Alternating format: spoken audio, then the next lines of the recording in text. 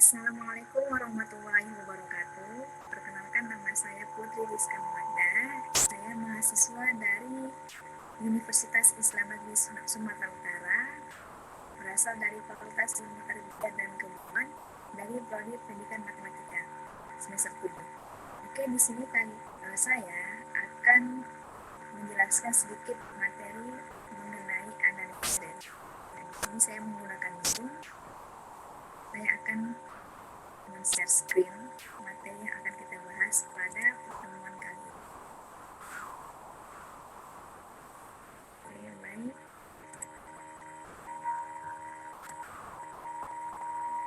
Materi mengenai analisis real oleh saya Putri Rizka Mawanda. Untuk yang pertama ada materi 6.4.3 yaitu examples atau contoh. Untuk contoh, mungkin di sini saya melanjutkan pembahasan oleh teman sekelompok saya, yang dimana kami dalam satu kelompok dibagi menjadi 3 orang, dan ketiganya itu memiliki bagian masing-masing. Saya mendapat bagian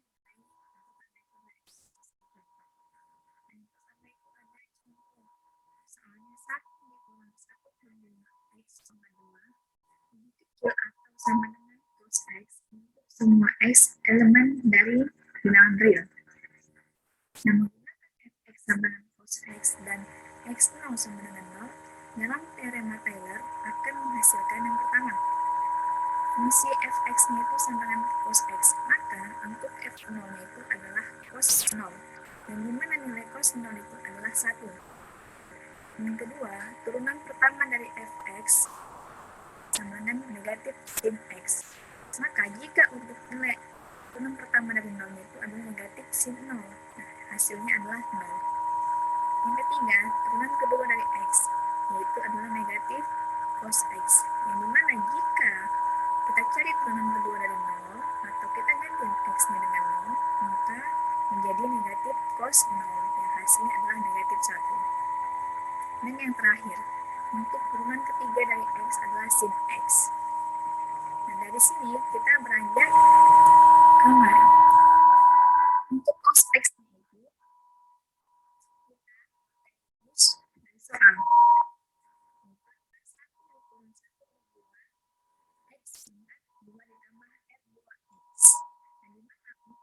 C antara didapat dari R2X sama dengan turunan kedua dari C per 3 faktorial dikali X pangkat 3 atau X kubik sama dengan sin C per 6 dikali X per 3. Jika X lebih besar atau sama dengan 0 dan lebih kecil atau sama dengan Q, maka nilai C juga sama, yaitu lebih besar atau sama dengan 0 dan lebih kecil atau sama dengan Q. Untuk C dan X kubik bernilai positif, kita akan dapat X-nya itu lebih besar atau sama dengan 0. Jika dapat nilai X lebih besar atau sama dengan negatif 3, lebih kecil atau sama dengan 0, maka nilai C juga sama, yaitu lebih besar atau sama dengan negatif dan lebih kecil atau sama dengan 0. Nilai F2X-nya itu lebih besar atau sama dengan 0. Oke, selanjutnya bahwa 1 dikurang selanjutnya bahwa 1 per 2x kuadrat lebih kecil atau sama dengan cos x untuk nilai mutlak x lebih kecil atau sama dengan q. Nah, jika nilai mutlak x itu lebih besar atau sama dengan q, dan kita dapat 1 dikurang 1 per 2x kuadrat, dan kita dapat negatif 3 lebih besar dari 1 dikurang 1 per 2 dikali x pangkat 2 dan kecil atau sama dengan cos x, dan ketidaksamaannya valid trivial. Dari sini maka kita semua x elemen dari bilangan. Untuk setiap k elemen R dan semua x lebih besar dari 0, kita dapatkan x dikurang 1 per 2x kuadrat ditambah 3 dikurang 2K.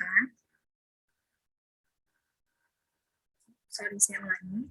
Kita dapatkan len 1 ditambah X itu lebih besar dari X dikurang 1 per 2 dikali X kuadrat ditambah sampai dikurang 1 per 2K dikali X pangkat 2K dan kurang dari X dikurang 1 per 2 dikali X kuadrat ditambah sampai 1 per 2K tambah 1 dikali 2X dikali X pangkat 2K tambah 1. Menggunakan fakta turunan dari len 1 ditambah X adalah 1 per 1 ditambah X untuk X lebih besar dari 0. Dapat kita lihat bahwa polinomial Taylor ke N untuk len 1 ditambah X dengan X sama dengan 0 itu adalah Pn X sama dengan X dikurang 1 per 2 dikali X pangkat 2 ditambah hingga negatif 1 pangkat N dikurang 1 dikali 1 per N dikali X pangkat N. Dan hasilnya diberikan oleh Rnx sama dengan negatif 1 pangkat N dikali C pangkat N ditambah 1 per N ditambah 1 dikali X pangkat N ditambah 1. Nah, untuk nilai C yang memiliki C lebih besar dari 0 dan C kurang dari X. Kemudian untuk X kurang dari lebih besar dari 0. Jika N sama dengan 2K ditambah 1 adalah ganjil, R2K ditambah 1 ganjil, maka terdapat ketidaksamaan sebagai berikut. Oke, untuk ketidaksamaan yang kita peroleh dengan ekstrim relatif. Dalam teorema 6.2.1 dinyatakan bahwa jika suatu fungsi f memetakan I ke N dapat diturunkan pada suatu titik C interior dalam interval I, maka syarat penting untuk f adalah memiliki nilai ekstrim relatif pada titik C, yaitu turunan pertama dari C, yaitu sama dengan 0. Satu cara untuk menentukan apakah f memiliki relatif maksimum atau relatif minimum atau pilih keduanya di titik C adalah dengan menggunakan uji turunan pertama pada 6.2.8. Jika memiliki turunan untuk order lebih tinggi dapat juga digunakan dalam menentukan hal ini, seperti yang sudah kita ketahui. Oke, mungkin sebentar kita flashback ke uji turunan pertama pada 6.2.8. Di sini sudah saya biarkan 6.2.8 itu ujinya adalah, nah ini bisa kita baca, diberikan F yang kontinu pada interval I didefinisikan A, B, dan C sebagai titik interior I. Asumsikan bahwa F dapat diturunkan pada rentang A, B, dan C, D. Maka, nah untuk yang pertama, jika terdapat suatu persekitaran, yaitu C dikurang delta, C ditambah delta, himpunan bagian dari I. Sedemikian sehingga turunan pertama dari X lebih besar atau sama dengan 0 untuk C, untuk X lebih besar dari C kurang delta dan X kurang dari C. Dan turunan pertama dari X-nya itu kurang atau sama dengan 0 untuk X lebih besar dari C kurang dari C tambah delta. Maka F memiliki maksimum relatif di C. Untuk yang kedua, jika terdapat suatu persekitaran C dikurang delta, C ditambah delta, himpunan bagian dari I, sedemikian sehingga turunan pertama X itu lebih kecil atau sama dengan 0 untuk X lebih besar dari C kurang delta dan kurang dari C. Dan turunan pertama X-nya itu adalah lebih besar dari 0 atau lebih besar sama dengan 0 untuk X lebih besar dari C dan X kurang dari C tambah delta. Maka F memiliki minimum relatif di C. Ini sedikit pembahasan kita mengenai uji turunan pertama untuk S3. Kembali ke materi kita. Yang kedua, yaitu ada 6.4.4 teorema. Diberikan suatu interval I, yang dimana X0 sebagai suatu titik interior dari I, dan N lebih besar atau sama dengan 2. Misal turunan-turunannya F aksen, F aksen, 2 aksen, F. Hingga F pangkat N ada dan kontinu pada suatu persekitaran X0. Dan bahwa turunan pertama dari X0 itu sama dengan hingga F pangkat N dikurang 1 atau turunan ke N dikurang 1 dari X0 sama dengan 0. Tetapi turunan ke N dari X0 tidak sama dengan 0.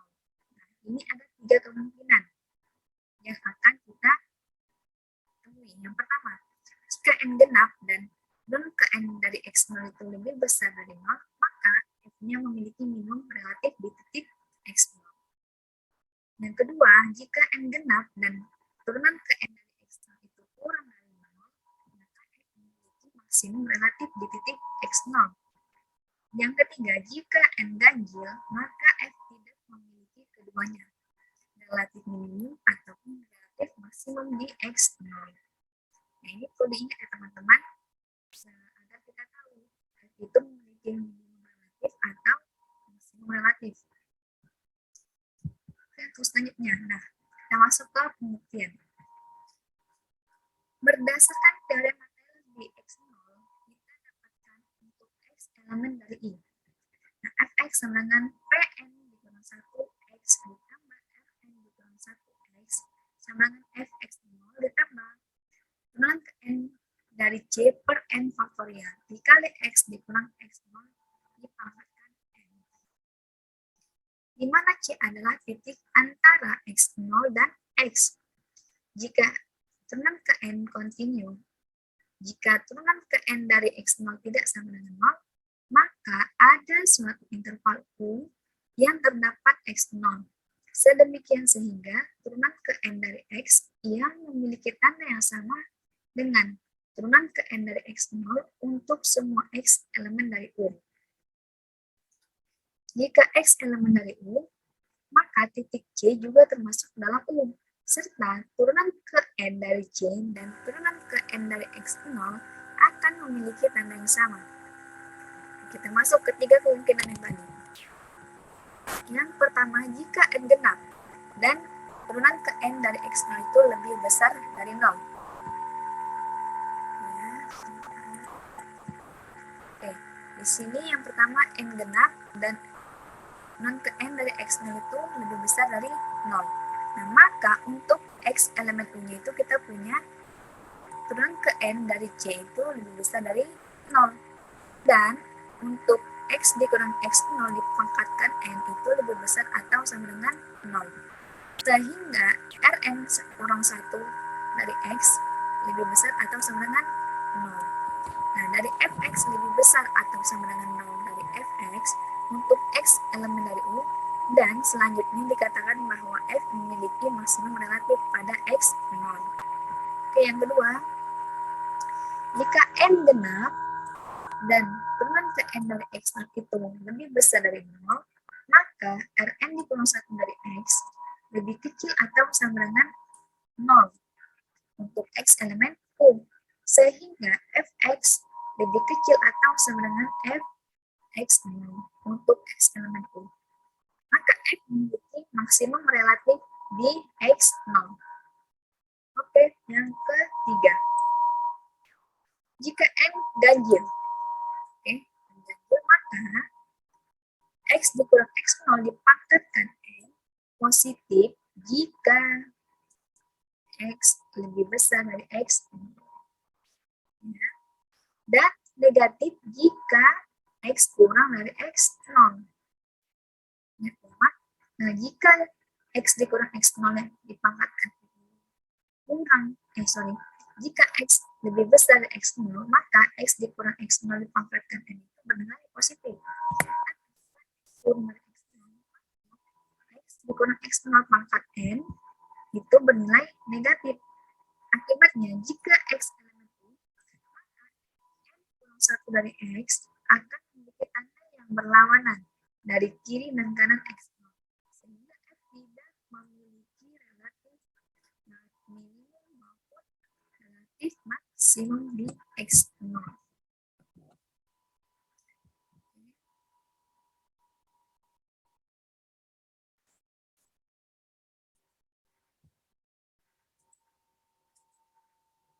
Oke, demikian saja pembahasan kita mengenai analisis real kali ini.